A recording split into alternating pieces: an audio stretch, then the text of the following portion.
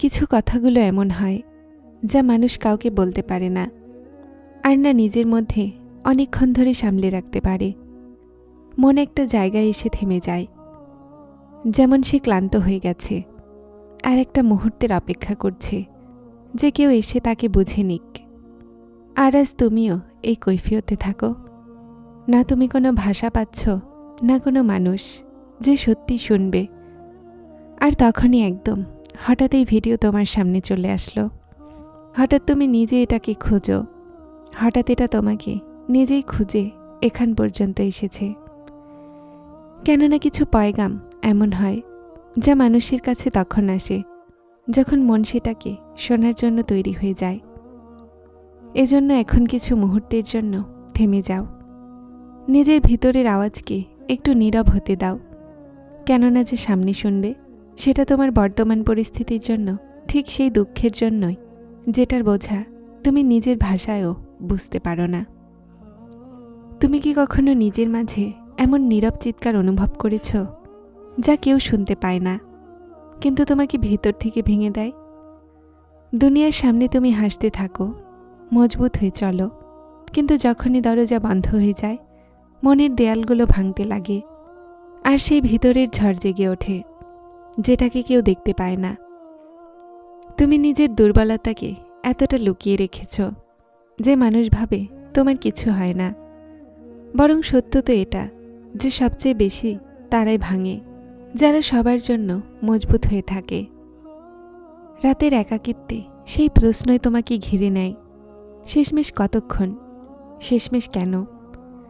আর এক মুহূর্তে মনে হয় যে হয়তো তোমার ভিতরের শক্তি শেষ হয়ে গেছে, কিন্তু বাস্তবতা আলাদা।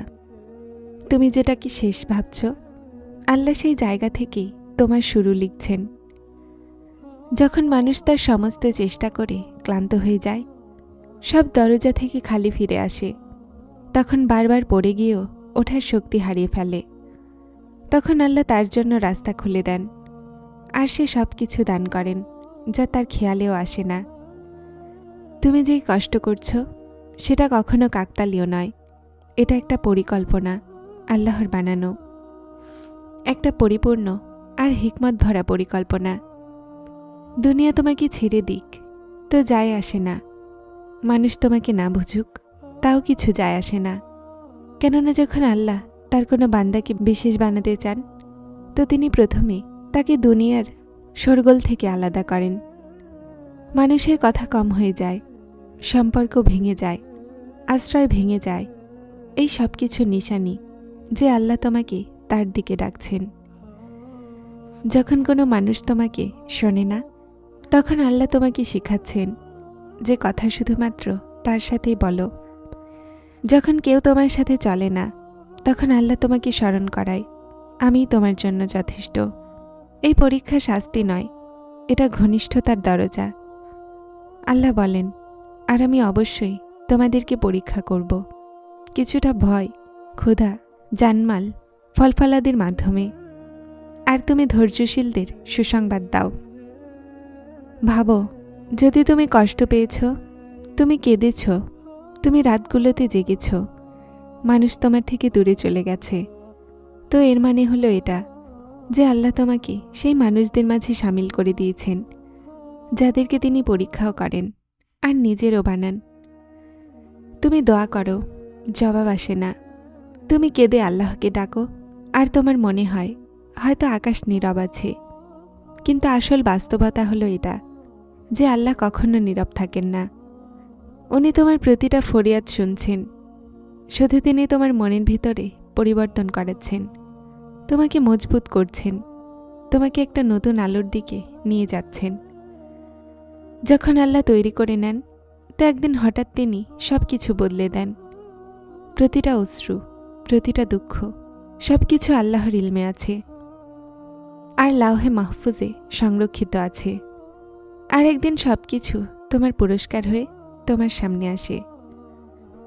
তুমি কাঁদছ, তুমি সহ্য করেছ, তুমি হার মানোনি, তো মনে রাখো এই সব কিছু জান্নাতের রাস্তা সহজ করছে। আল্লাহ তোমার দোয়াকে পছন্দ করেন, তোমার ডাককে পছন্দ করেন। তুমি তার প্রিয়, আর তোমার বিশ্বাস সব কিছু আল্লাহর কাছে খুব প্রিয়। আর একটা কথা সবসময় মনে রাখো, তোমার আশেপাশে আল্লাহর ফেরেশতারা মজুদ থাকে, তারা মুমিনদের সাথে থাকে। আর যখন কোনো বান্দা একাকিত্বে আল্লাহর সামনে ভেঙে পড়ে, নিজের দুর্বলতা আল্লাহর সামনে রেখে দেয়, তো আল্লাহর রহমত তার মনের খুব নিকটে এসে যায়, আর ফেরেশতারা তার জন্য দোয়া করে। যখন তুমি ক্লান্ত মনে বলো, ইয়া আল্লাহ, আমি খুব ক্লান্ত হয়ে গেছি, তো ফেরেশতারা তোমার পরিস্থিতির সাক্ষী হয়ে যায়। আর আল্লাহ তার বান্দার জিকির ফেরেশতাদের কাতারে করেন। যেমন হাদিসে এসেছে, যেই বান্দা আমার জিকির করে, আমি তার জিকির ফেরেশতাদের সামনে করি। তুমি যখন ভেঙে গিয়ে কাঁদো, তুমি প্রিয় হয়ে যাও। এজন্য আল্লাহ সেই হৃদয়গুলোকে ভালোবাসেন, কারণ তখন মন একদম সাফ থাকে। আল্লাহ তোমাকে শিখাচ্ছেন, মানুষ ভালোবাসার যোগ্য নয়, আসল ভালোবাসার যোগ্য একমাত্র তিনি। মানুষ বদলে যায়, মানুষ তোমাকে ছেড়ে যায়, কিন্তু আল্লাহর সম্পর্ক না ভাঙে না বদলায়। সময় আসবে, মুহূর্ত আসবে, ফায়সালা আসবে, জবাবও আসবে। তুমি অবাক হয়ে যাবে যে আল্লাহ তোমার জন্য কি সামলে রেখেছেন। যা তুমি হারিয়েছ, সেটা একদিন তুমি বুঝবে যে সেই ক্ষতি আসলে কল্যাণ ছিল। যা তোমার হাত থেকে গেছে, সেটা আসলে তোমার জন্য ছিলই না। যা কায়েম ছিল, সেটা তোমার তকদিরে ছিল। আর যা আল্লাহ তোমাকে দিচ্ছেন, যা দিতে চলেছেন, যেটা আসতে চলেছে, সেটা তোমার ভাবনার চেয়েও অনেক উত্তম। এজন্য এখন থামো, তুমি একা নও, তুমি আশ্রয়হীন নাও, আল্লাহ তোমার সাথে আছেন। যারা চ্যানেলটিতে নতুন এসেছেন, তারা হেদায়েত চ্যানেলটিকে সাবস্ক্রাইব করে আমার সাথে থাকুন। আসসালামু আলাইকুম।